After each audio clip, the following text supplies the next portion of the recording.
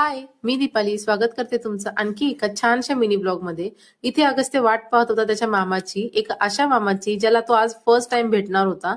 आणि मामा आलाय म्हटल्यावर भरपूर सारा खाऊ तर आणणारच। इथे मी तो आल्याबरोबर लगेचच चहा ठेवला आणि चहा होतोय तोपर्यंत मुलांचे इथे काय चाललंय तर मामानी काय काय खाऊ आणलाय हे पाहत होते।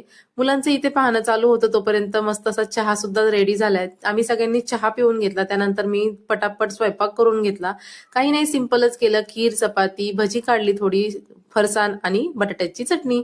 मस्त असं आम्ही सगळ्यांनी मिळून एकत्र जेवण केलं। अचानकच आला होता तो, त्यामुळे पटकन जे होईन तेच केलं स्वयंपाकाला। त्याला म्हटलं परतच्या वेळेस वहिनींना सुद्धा घेऊन ये, म्हणजे आपण सगळं मस्त असं जेवणाचा बेत करू। त्यानंतर तो लगेचच निघाला आणि तो निघाला तेवढ्यात मला इथे काय दिसलं माहिती का? मोर दिसला। आणि तोही इतक्या जवळून, मुलांना बोलवायला गेले तोपर्यंत मोर इथे पहा निघाला।